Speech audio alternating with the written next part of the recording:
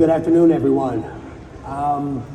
As they just mentioned, my name is Reggie, and I run a YouTube channel called Regie Collects. And I am doing something that I've never had an opportunity to do before, and that is basically do my YouTube channel show in front of a live audience that can actually see me at the same time. So for those that have never seen my show, the show is called Comics Today.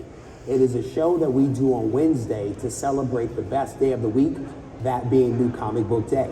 And today is definitely not Wednesday, but we are here together talking about comics, buying comics, selling comics, and that is reason for celebration.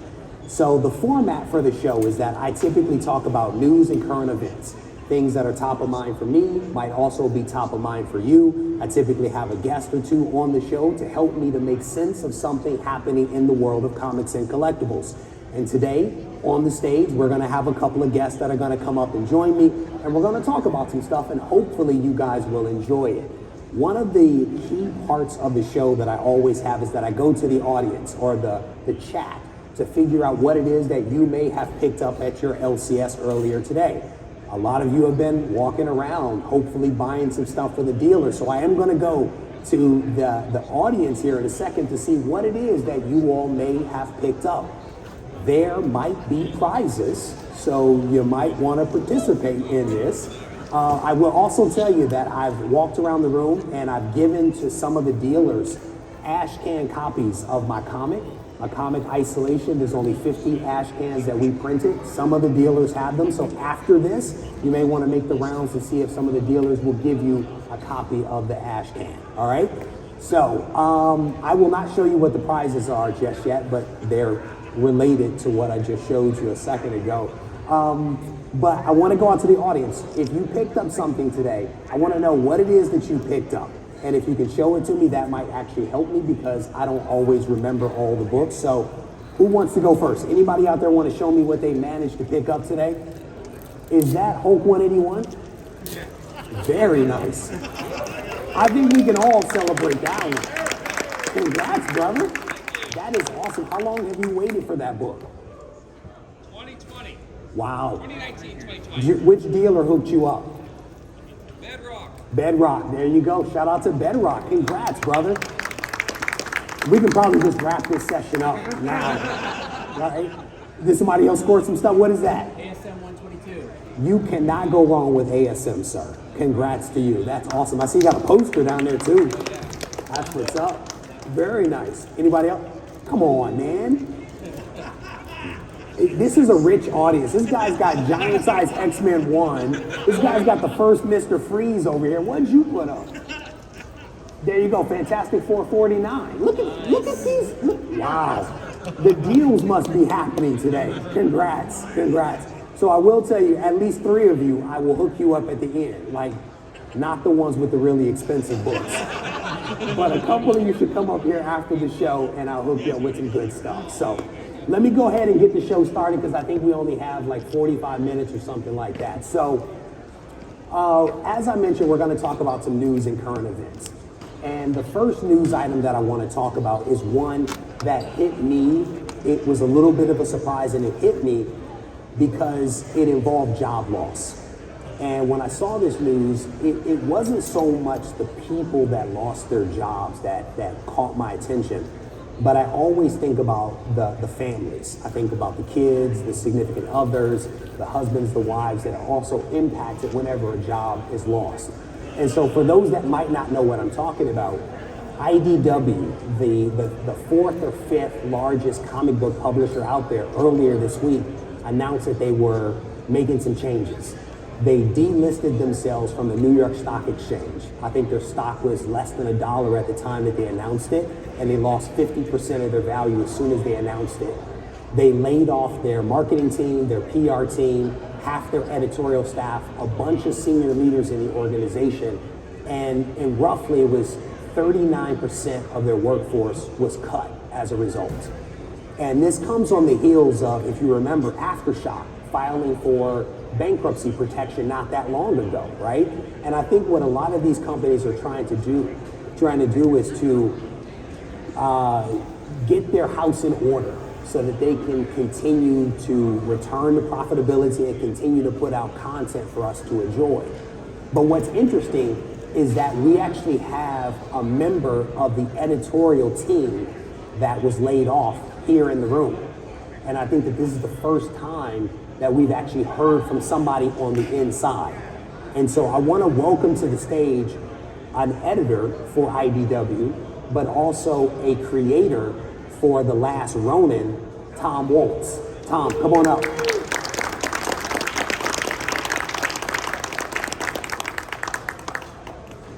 How you doing, brother? Good. I didn't trip on the stairs, so that's a plus. Tom, I had the same thought, brother, as I was walking up the stairs. I was like, just don't fall and everything will be okay. Then it maybe be more memorable. No, we don't want memorable. we want a good interaction. But I want to thank you for agreeing to join me. Oh, no problem. One of the first questions that I have for you is I was caught off guard by what happened with IDW, with them laying off 39% of the workforce. Yeah. Did you guys see it coming? Was there any indication that this was going to happen? Yes and no, and I'll say no in general. There's no mystery if you're just reading the news or watching the news. A lot of cuts are happening at a lot of companies right now. The economy is not in good shape. Don't listen to the MSM news they're lying. The economy is rough right now, and businesses are feeling it. And so, certain cuts wouldn't have surprised me. And I say no, it wasn't a surprise because I'm in a unique position. Really, for the last year, I've been more talent than editorial. Right. The last book I actually edited was G.I. Joe 300, G.I. Joe Real American Hero 300 with Larry Hama, and we even lost that license. So that license in Transformers left IDW, and with Turtles, things just got so crazy and so busy on the creative side between Last Ronin, Lost Years, and then I was writing an event book called Armageddon Game on the main book, which was a whole other, kind of responsibility because we had to coordinate that with the main book that Sophie Campbell was writing, with an ancillary title called Alliance that Eric Burnham was writing, and other writers I was just too busy. I couldn't edit, and they really didn't need me to edit anything at that point. So what had happened was I was approached a little earlier than everyone else, and they said, "Look, we're probably cutting your position, but we could try to keep you here," because one of the things that they were, in IDW's credit, this was a hard decision for them to make, and they couldn't have been more respectful and more pleasant to me in an unpleasant situation. And they said, "Look, we don't want you to lose your benefits." Well, luckily for me, my wife works for a hospital. She had way better benefits than you're going to get in comics. So I said, I'm not really going to lose any benefits per se, other than the full-time check. And they said, okay, we don't want to lose you. We don't want to lose you off Turtles. And so without going into too many specifics, they offered me a freelance contract that was more than fair in many ways. And that included to continue writing Turtles, the Last Ronin series, working as a consultant on the main series, but also working on future miniseries and stuff that are attached to the main series, but also other work for IDW, creator-owned, licensed. So it was a really fair deal. And honestly, for me, it was time. So I was sad to lose the job in the sense that you've been in a place so long, it just felt weird. Because I've been at IDW since 2006. Yeah. So I was one of the old dudes there. And so I thought, it's going to be weird not saying I'm officially an IDW employee, but I'm still working with IDW. Yeah. Now, one of the aspects of the contract that I really liked and I thought was very fair is non-exclusive. So I can spread my wings now, and it's been really nice that there's been a response to that.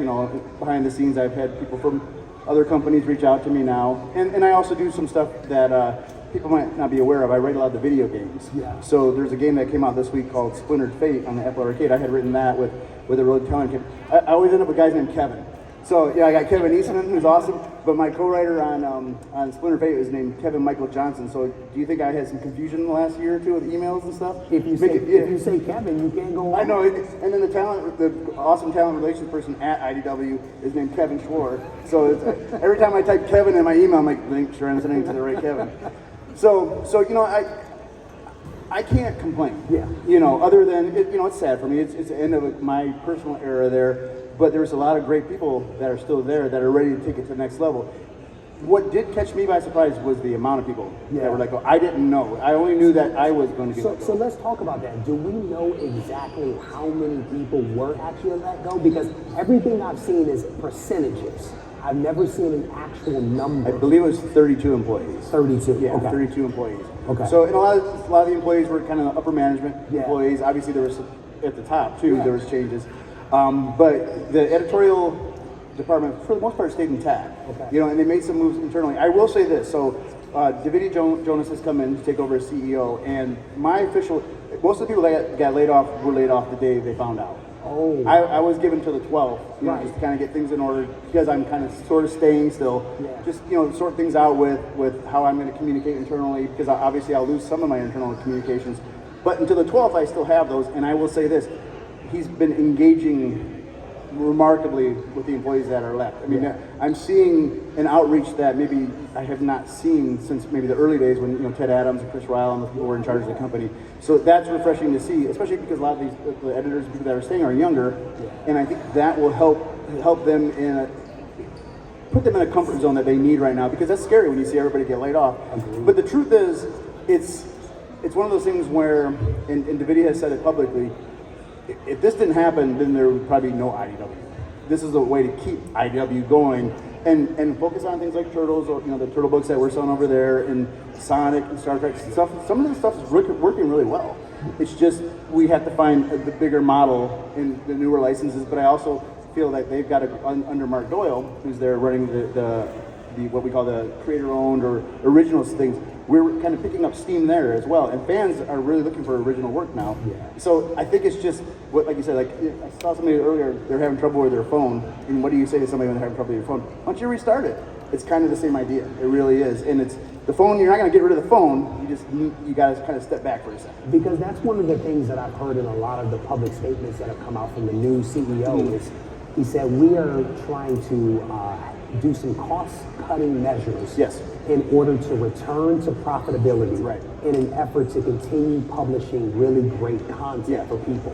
And it sounds like that's not just him saying that. That sounds like that's actually It's his happening. intent, Yeah. and that's Absolutely. what he's working towards. Yes, absolutely, and like I said, the outreach has been great, Yeah. and I'm witnessing it. You know, I'm watching this happen. It's not something that I'm hearing. I'm seeing it happen, and not just, you know, how's your day going, but questions about people's families. Yeah. You know, just a more intimate kind of engagement. I think is necessary to build strong camaraderie and a strong team. Yeah. And you know, there's a lot of reasons. It was always that way at IDW, but everybody here dealt with COVID, and COVID threw everything for a loop, right? And so working remotely, everything changed. Then we start hiring people that you've never met in person, but you got to work with them every day. And what he's doing is trying to find a way to overcome that, you know, that remoteness to make it feel more like a team, more like a cohesive unit. And I can see that's what he's building toward in a difficult situation. I mean, it's a build up. This is not easy. Laying people off is not easy. Oh, no. You touched on something really important that I want to ask about, and it's the licenses that were lost by IDW. Right. I think IDW lost what? Transformers, Yes. a bunch of Hasbro stuff. Yeah. There was some stuff that went to Disney. I think there was stuff that went to DC Comics. How much did the loss of licensure contribute to what IDW is experiencing right now? Was it more so that, or some of the entertainment loss? Because I think like Lock and Key, there was like $4 million that evaporated from Lock and Key. Right.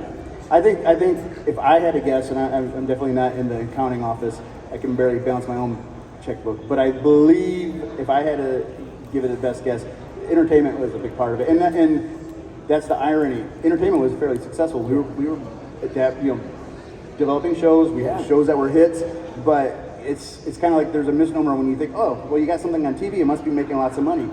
It's not. Sometimes they're not making money. I'm not even sure if we ever made money from Winona Earp. I don't know, but I do know that there was difficulties there. But one of the things I think that happened was, just from the outside looking into entertainment, I feel like things just moved so fast, faster than we expected. We weren't ready for the success. We weren't ready to have all those types of shows. Now what we have to do is, again, step back and understand. Somebody told me one time, and I don't work on any TV shows, but they were saying, like, you almost have to form a new company every time you have a new show. It almost has to be its own LLC with its own accountants, its own people handling it. And what was going on was we were trying to handle everything under one umbrella, and it wasn't working. Yeah. And so I think that's probably where a lot of the money suck went. And then there were, it's all about, with stockholders a lot of times it's, we want more, a little bit more. And so when you have something like Ronin that was a hit beyond anything I ever expected, Kevin Eastman expected, it blew our minds how successful it was. But it's kind of like one of those like little data sets. I saw a guy earlier, he was like doing Billy Ball for comics earlier, and it was like, it's like one of those data sets that you can only pay attention to so much because it's just an anomaly. It's not always going to happen. Yeah. But if people are just worried about bits and bytes and numbers and cents, well, they're going to see this thing and they're going to go, well, why aren't we doing that all the time? Yeah. Well, that's not realistic. And it's for any company.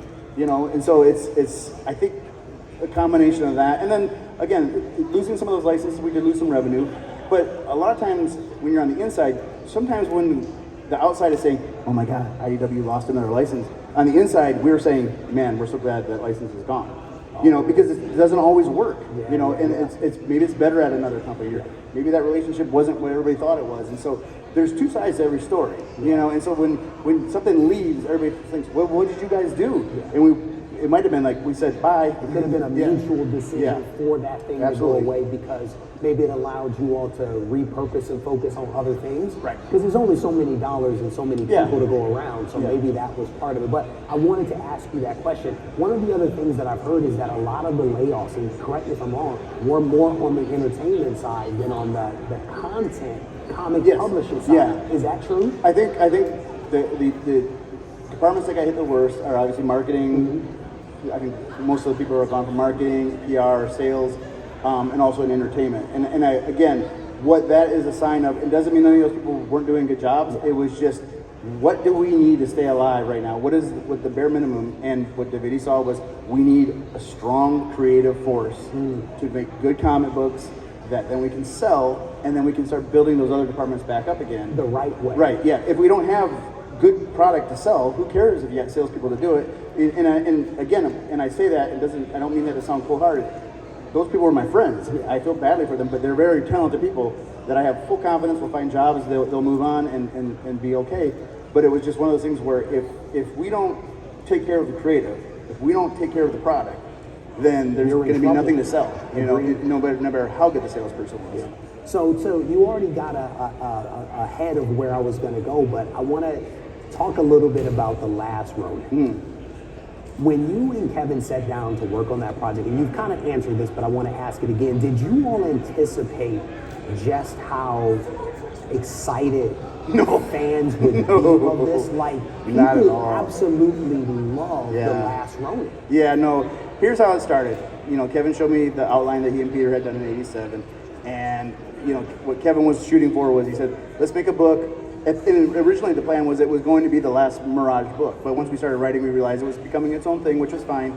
But he was saying, I just want something that'll be evergreen, something like Watchmen to a certain extent, or Dark Knight Returns, which was a huge influence on the story. That over the years, people will still want to buy it. And the funny thing is, we caught a lot of flack at IDW because traditionally IDW was pretty conservative about overprinting. They always were, and so that's why you'll have second printings and third printings. Well, we were kind of conservative about overprinting. This time we were a little more aggressive, and especially we were aggressive. I'm talking about the hardcover. We were aggressive in an environment where paper prices were through the roof. Yes, they were. Getting printer time is at a premium, so you better be sure what you're doing, because you might not get that printer time again for a long time. Shipping was all over the place. Boats were out in the, sitting out in the water. And so we were aggressive, and then we weren't even close, which is probably a good problem to have. But then I was reading, again, when you read online, everybody's like, they underprinted on purpose and they did this. And we're like, no, nobody saw it coming. I didn't see it coming. Kevin didn't see it coming. I'm you know what? I love the fans. I'm so lucky I get to do what I do. I pinch myself every day. And even now, like at the table today, people love this story. And we love doing it. But I honestly never expected this, and I know Kevin didn't either. We're happy we were wrong, or that we had no idea this would be the case. But it just continues to outperform, not just financially and sales wise, but just emotionally with people. I get more excited hearing when people say, hey, oh, that made me cry or that made me laugh or whatever, and I always say, me too when I wrote it. Those are things that were fun for me to write. so I felt like it just has resonated in a way I never expected, you know. And we had like pretty consistent success with the ongoing that I was writing, but this was like a whole new level. It was strange to me because I already knew how important Turtles was to people, but I think what this did was not only solidifying people's love for the property who were already there. We have so many new people coming in, and Turtles is doing. Look, for all the problems that with IDW financially, we're not having any problems with Turtles. Turtles is selling really well for us, but across the board, Turtles is becoming like this phenomenon again. It blows my mind. I always tell Kevin, I go, oh yeah, it's like I said, you and Peter captured lightning in a bottle, but you know how they say lightning never strikes twice? It's like yours keeps striking dozens of times. It doesn't go away. It's amazing just how many fans there are of Turtles. Oh yeah. And it's really interesting how just the resurgence and the excitement around Turtles all over again.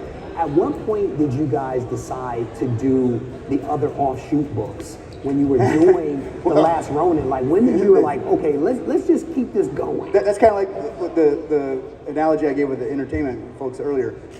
When you're successful, then everybody's ready for more. And so what happened was, both Nickelodeon and IDW, so we want something else. So Kevin and I always talked about sequels, but kind of like in like wouldn't it be cool if, or I really like Casey Marie, maybe she'll do this someday, but we just figured let's get this one done. And it was difficult. Everybody knows Last Ronin didn't necessarily run on time very well when we put it together, the first 5 issues. It took a while.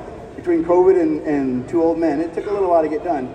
But what happened was we were in a meeting one day, and I said we'd like to have a series in between. They definitely were going to greenlight the trilogy. Yeah. We were going to do this trilogy, and so there's going to be 3 main volumes of Last Ronin, and it was official. But they said, but in the meantime, can you guys tell another story?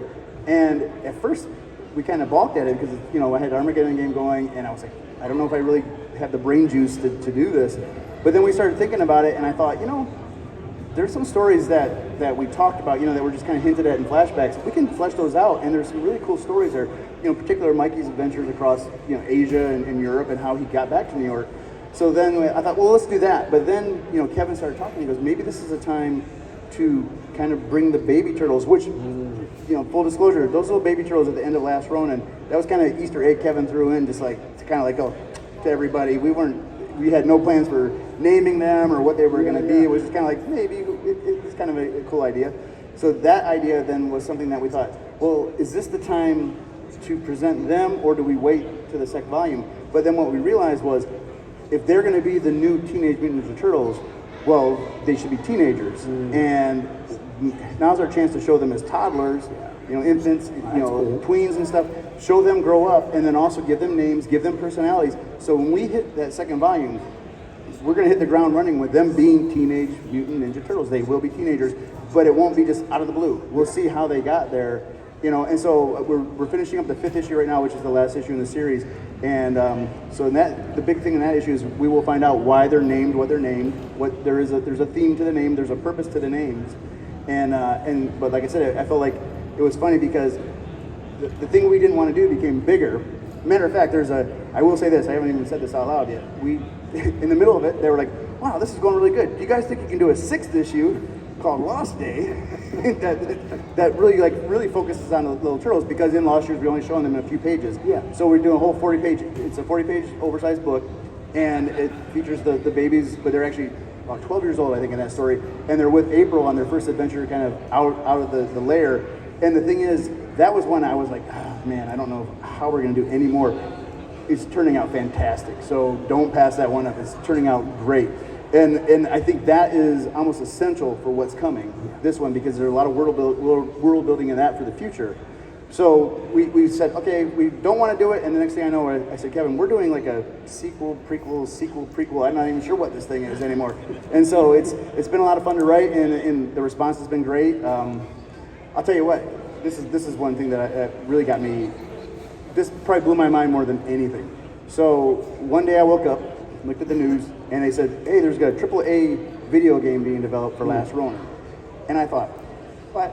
That's a lie. That's a rumor, online rumor. So I reached out to Nickelodeon, and I go, hey, did you see this article? People are saying there's some video game being made. And Nickelodeon went, well, it is happening. It's early development. We weren't expecting to announce it so soon. But that one announcement, we sold tens of thousands of copies of Last Ronin that day. Of the rumor of a video. That day. Wow. That day. And I'm here to tell you, from the inside, Kevin and I have seen it. There is a video game that's happening. Wow. Looks like we'll be able to be involved with that. And it looks really, and they're being, from what I've seen, they're being religiously faithful to our designs, our environments, everything. I'm really excited about it. That's awesome. Yeah. Wow. You heard it here first. There you go. So what's next for you? Because I mean, you're working on Turtles. You're doing spin-off titles, prequels, sequels, and some other stuff. Yeah. You're doing video games, right? You just announced that on Twitter the other day. Yeah. Like, what's next for you? For me right now, so I have to finish issue 5 of Lost Years before I get kicked in the head. So I got to get that done. So Kevin and I are working on that right now, and that's going well. And then I'm going to move into the second volume. And so the nice thing is we have a little space now. It won't be rushed. It's one of those things where Kevin and I can sit down and really work on story for the second volume. So that's kind of early stages. As far as other Turtle work, I just finished up Armageddon game.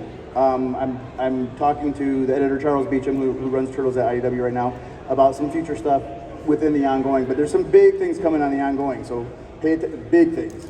I won't say any more, but just pay attention to the news. So the ongoing is going to go in an interesting direction. I'll be part of that, but I'll also be consulting. So part of my deal is just kind of consult on the stories, and then they've invited me to do some original stories, and so that'll be fun for me. I've had all these create your own stuff. Actually, I started with create your own books at IDW, a book called Children of the Grave, way back when. Is that the one you just got the rights back to? Yeah, they gave me the rights back to all my original stuff too. And so there's still a lot of Ronin stuff, some stuff in the ongoing, but I've also, part of my deal, it's non-exclusive. So I'm hoping that, maybe I get to spread my wings a little bit and play with some other characters. I'm a huge superhero nerd. I love superheroes, always have.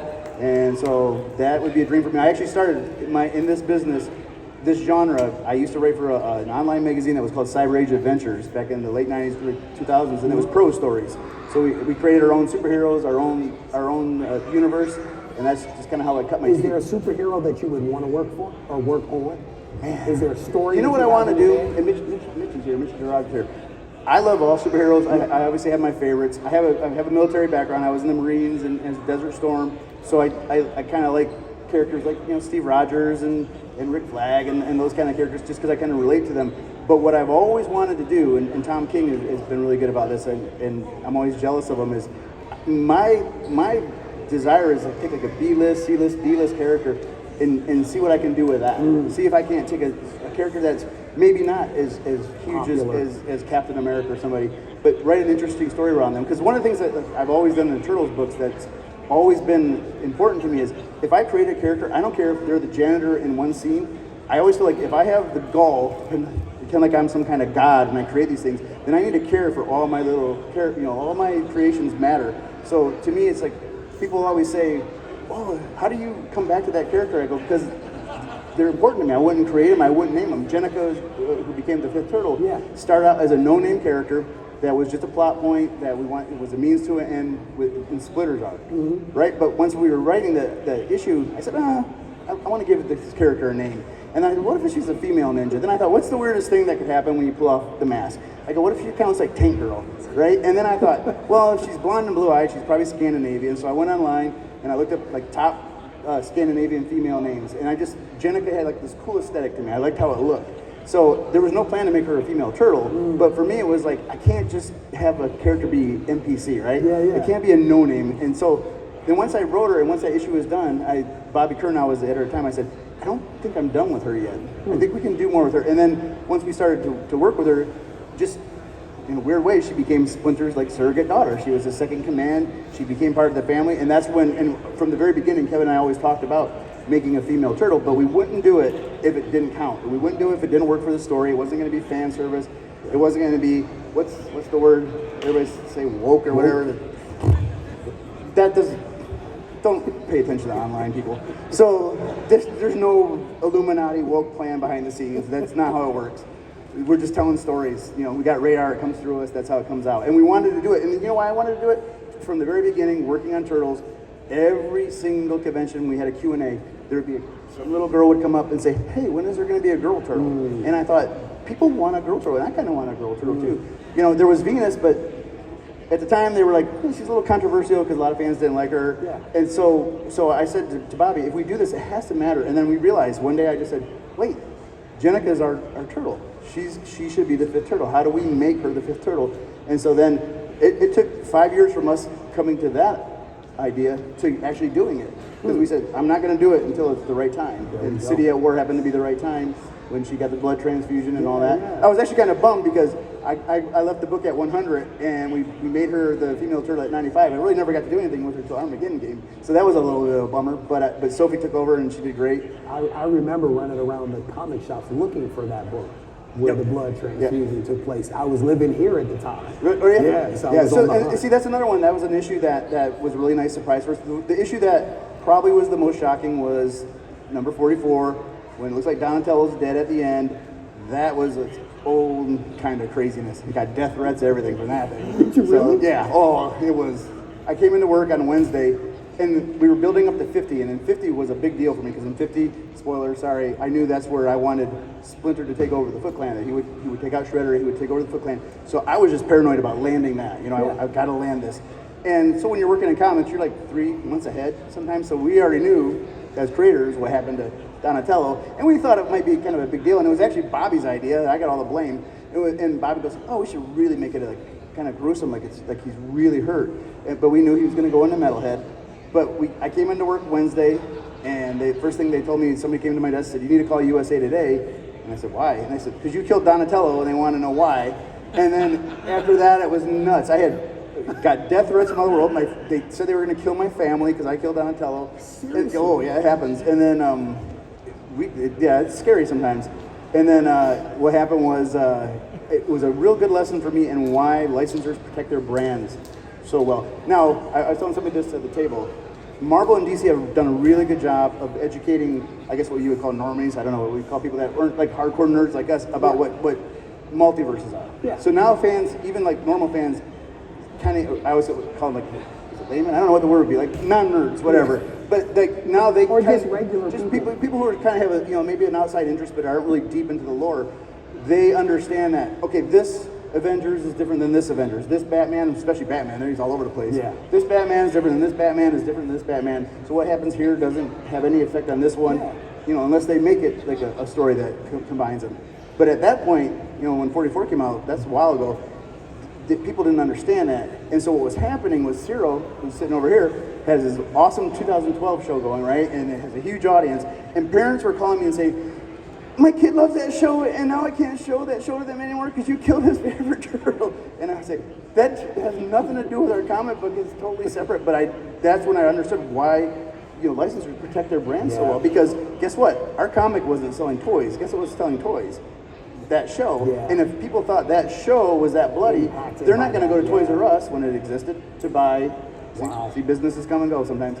You're not going to go to that store and buy that toy because you're going to oh, that's a show where they killed the one turtle. So that was a huge deal for us. Now, Ted Adams, he made me laugh because he was in charge of IDW at the time. He came into my desk, and once we saw the sales, because I went through the roof, he said, "Can you kill another turtle next week?" So no more death threats. The last thing that I want to do, brothers, I want to give away something to somebody out here. So we're gonna ask a trivia question, and I'll let you call on the person. If they get the trivia question right, we have a gift. The trivia will be, what is the name? And you got to put your hand up. Don't shout it out. What is the name of the actual last Ronin turtle? That's is spoiler alert? I can say it. Now you can say it. Michelangelo. that's right. There we go. See me after. I'll give you something. Tom, I want to thank you for coming up here, brother. Appreciate it. We absolutely appreciate you sharing the insight and the stories. It's been a pleasure. Thank you. Thank you guys. Appreciate it. And thank you to everyone for coming out. It's been awesome. It's been a great show. His table is right over there, so make sure you go see him. Actually, I think I'm back up here at 4. So there you go. You can hear me ramble some more. I appreciate you, brother. So what's funny is I covered the IDW news with the 39% of people being laid off. I was on Twitter, I saw Tom post something up, and I went ahead and retweeted his tweet because he was talking about what it was like for him, the fact that he was still around, he has this new deal. And then it was the next day I saw that he was actually gonna be here. I didn't realize at the time that he was gonna be here, so I sent a message to the Shortbox guys, and I was like, "Can you get me an introduction so I can sit down and talk with him?" And thankfully he agreed to join me up here, so that was pretty cool. So the next thing that we want to talk about is leveraging a little bit about what Tom just said about wokeness. If you guys are paying attention to the online chatter, there is a lot of negativity being directed towards Marvel. People are saying Marvel is trash. There have been no good movies that Marvel has released since Endgame. They say that Kevin Feige needs to be fired. They say bring back the Russo brothers. Like, there's just a lot of negativity out there directed towards Marvel. And I released a video in which I highlighted the fact that maybe people should just slow down just a little bit, take a step back, and look at what Marvel's doing. Marvel has spaced out their timeline, right? Which gives the special effects people time to spend time making the movies really good, because one of the other criticisms is the special effects look like trash, right? By spacing things out, now they can do that. They've also hired a bunch of really talented writers that are going to come on board and work on the scripts and hopefully make the scripts better. The scripts are better, then maybe the movies will actually be better. At least that's the hope. And so I put this video out there basically saying, let's slow down, let's give them a minute, let's let them figure this stuff out. Fingers crossed that we can actually start to get some really good movies again. And I'll tell you, I don't think that every movie has been trash. Some have not been good, right? But they are still putting out some good stuff. So I wanted to invite up here to talk with me a little bit about this, my buddy Mark. So Mark, Nerdy AF, I want to welcome him to the stage to talk with me a little bit about whether all of this outrage towards Marvel is justified or not. So you create content online, on Instagram. Sure. You see the news, you hear the news. Is the outrage directed at Marvel justified or not? You know, I think you were spot on with timing with that video, because prior to that releasing, I was a little bit upset at what I was seeing recently in the MCU. Yep. But having not seen Guardians 3, but just hearing the responses after, you know, friends and some of my family have watched that, I think it was the perfect timing, because I've just heard only good things coming from that movie. I don't think the movie is scored all that well with Rotten Tomatoes, but people seem to like it. But you could say the same thing about several of the last movies, Sure. right? People go see them, people enjoy them, but just the outrage, the drumbeat of this is all trash, nothing is good, it seems a bit much to me personally. Mm-hmm. I think it's tough to navigate the subject, because there's such everyone has a really deep connection watching these movies through the years. I mean, I grew up watching them. I mean, when did Iron Man come out? That was 2008 or 6? That was a long time ago. So they've been around, and they've had such an impact on everyone for different reasons. But when you start to see changes within the MCU and start to see some of these actors that have been portraying these characters go away, it's tough. Yeah. It's tough. Change is tough. But as a DC guy, you know, have a little bit of animosity around the Marvel films, where I'm like, you know what? Maybe it is DC's time to step up a little bit more. And we'll see. We'll see if that happens. What's funny is I was hiding out in the hotel room and I was actually watching Iron Man 1, Iron Man 2, Thor 1. I haven't seen these movies in I can't remember how long. They weren't groundbreaking. I mean, I was entertained, but I wasn't blown away by the movie. I think to some degree or another, maybe people have maybe gotten a little spoiled, and maybe they remember the old movies better than they actually were. And maybe Endgame and some of the other Russo brother movies have maybe spoiled people a little bit to these big epic things, and they misremember how just okay the movie was, right? Like, not every Marvel movie has been amazing, right? Going back to Iron Man 1. Yeah. Thoughts? But it's all been, we've been spoiled fairly recently too. I mean, it wasn't too long ago when we had Endgame, arguably the greatest superhero movie. Yeah. I would say a lot of people would agree with that. And then we had No Way Home. I always mix them up. No Way Home was 2021, seems like a long time ago. But just because of, you know, us having those movies so close, and then we have to maybe skip over Love and Thunder. Won't call it trash, but not the best. Not the best at all. Ant-Man, I did see Ant-Man. I wasn't the biggest fan. You mentioned the CGI. What wasn't what I was used to seeing in the Marvel universe. Quantumania. Okay. Yes. So, yeah, seeing all these movies throughout the year, they set up the universe. I don't think they could have done it better when they did start it with Iron Man. Yeah. And where it's gotten, it's come a long way. Yeah. But let's give it a chance. Let's see where it goes. And that's my thing is I feel like the MCU, Marvel, Kevin Feige have heard the complaints. I think that Sure. the drumbeat has been out there for the last couple of years. I feel like they've heard it.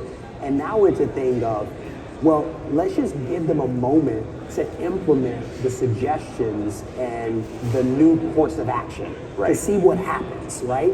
What's funny is I saw the Guardians of the Galaxy trailer when I was in my room, and it was like the best movie, Marvel movie since Endgame. And I was like, ooh, like I don't know if you want to leave with that, right? Because that's tough. Right. I mean, that's what people are saying in general. There's been no good movies. So the fact that you're saying that you are the best since Endgame, I mean, that also skips over like Black Panther, which I thought was a great movie. Did you see that one? Saw Wakanda Forever. I Saw thought the that was a original, good obviously. movie. A lot of people didn't enjoy that one, but it's an interesting time where I'm hoping that people can put their passions aside for a second and allow some of this stuff to develop and for it to come out and then for us to actually react to the thing itself.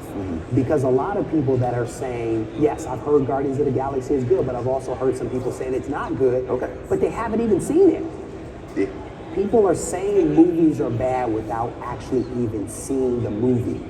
And that's where we have to like ask questions like, did you see it or not, right? Like, have your opinion, but at least watch it first.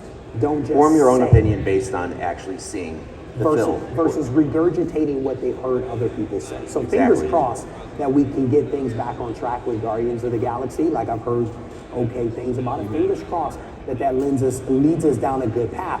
One of the other things that I've heard people say is that Marvel's dominance is over. And now it's time for DC. Now it's time for DC to take over. Do you believe that these two universes, DCU and the MCU, can coexist at the same time, or can there only be one? I think we talk ourselves into wanting to divide these universes so much where it's, you got to pick your side. You're Marvel or you're DC. But we're kind of all in this together. We all appreciate these characters for one reason or another. I'm a DC guy. I still go to all the Marvel movies. I'm curious. I want to see how they represented this character, how that actor portrayed him. So I would just say, even if you're not completely excited for a potential DC run of better movies, I still think you're going to end up going to see the movie, and who knows, you might actually appreciate a character more. Fingers crossed, right? Fingers crossed. We'll see. So you know, speaking of just the pushback and outrage against to Kevin Feige, there is a lot of criticism of Peter Safran and James Gunn. And they've been blamed for things that maybe happened before them, right? Maybe they weren't a part of, but they get blamed for a lot. Do you think that the outrage directed at them is justified? This is my opinion. I will just go on record saying that. I think it is justified. The outrage to them was justified. Actually, no, I don't think it was justified. Okay. I think we need a new slate of movies. We need a fresh start, especially when you get rid of arguably the best character portrayal we had was Henry Cavill as Superman. I didn't love Batman vs. Superman. I was a big fan of Man of Steel. We gave up the best thing we had, in my opinion, which was Henry Cavill. So why not just start fresh? We have Superman Legacy that's going to be coming out. James Gunn's going to be writing and directing that. I'm fine. If we get rid of Henry, we might as well just kind of wipe the whole DCEU. Wipe it clean, And a lot of people let's start can't let again. it go. A lot of people can't let the Henry Cavill thing go. They still struggle with that. And the decision, I think, was made in 2018, long before James and Peter Safran were hired. Right. But I get it. But as you take a step back from everything that's happening with the DCU, right? All the movies, the TV shows, the cartoons, all of that stuff. What are you most excited about? I'm really excited for the shows, to be honest. We had a in-production trailer for The Penguin, Colin Farrell. Colin Farrell was sporting the purple coat this time. I think he was just in the black coat with the waddle. So I'm looking forward to that. As a Batman guy, Of course, I am going to lean towards the Matt Reeves universe right now. I like seeing a younger Batman. Yeah. Everyone's like, ooh, super brooding, emo Batman. I get it. Let's keep in mind this is year 1 Batman. We'll see what year 2 has in store. Maybe we'll get more of a Bruce Wayne billionaire kind of. Suave. Yeah, I hope so. Because he's grunge right now. He's super grunge, super grunge. And the Nirvana soundtrack fits it very well. But we'll see if that changes, and I kind of hope it does. I'm also excited for Lanterns. True detective style, right? True Detective, yeah. And I think we have some, if anyone in the audience wants to mention something they're excited for, I think we're getting some more animated DC. Anything you films excited as well. about, DC fans? Batman, there you go. Yeah. As soon as you said DC, he was like, I'm going to continue with Batman real quick. Yeah. The thing that I did really enjoy about what Matt Reeves brought with the Batman was just the realism, the grounded kind of portrayal of having a Gotham where it's like, this could really exist. And I know Dark Knight did that. it's like New York. What are you It talking is. about? Well, yeah, I'm from Chicago, so they did the Dark Knight. They were filming it all in Chicago, and I'm like, yeah, they kind of did the same thing, but man, this universe could be, imagine seeing a Man-Bat or even like a ventriloquist and a Scarface in this universe. It could be a Clayface is what they're talking about. That might happen, we'll see. But I think villain-wise, Yeah. they can do so much in this world. But you remember a couple of years ago when Rob Pattinson was announced as the new Batman, people hated it. Everyone hated it. But I did a video and I was like, give the guy a chance. Maybe he's gonna kill it. And sure enough, I think he did a great job. And I'm say that again, same with Heath Ledger. The problem is anytime there's a change, anytime there's something new, there's normally a reaction against it to push away. Sometimes slowing down and just allowing it to develop might be the best thing. They did rip Heath Ledger apart on a Reddit thread. I remember before that when they announced he was playing the Joker. Anything new, man. Before I let you go, brother, let's do some trivia. Let's give away some more books. You have a trivia question for people. Yeah, I was thinking Superman Legacy. Then I kind of thought about, in the 90s, Burton was going to direct a film called Superman Lives. Who was going to play Superman in that movie? Get the DC guy in the front. No, it's Danny DeVito, sorry. No, you're right. You're exactly right. But did you see him in his uniform? I think I shared that on Instagram, right? That was crazy. There you go. Mark, I want to thank you, brother. Where can people get a hold of you on social media? I'm primarily on Instagram. You can find me at Mark_nerdy_AF. You can find me on YouTube and Twitter as well. What does the AF stand for? Never mind. Always a friend. Mark, thank you very much, brother. I appreciate you. So they gave me the timeout, so we have reached the end of my time. I want to thank you all for hanging out with me just a little bit. This is the first time that we've ever done Comics Today in front of a live audience.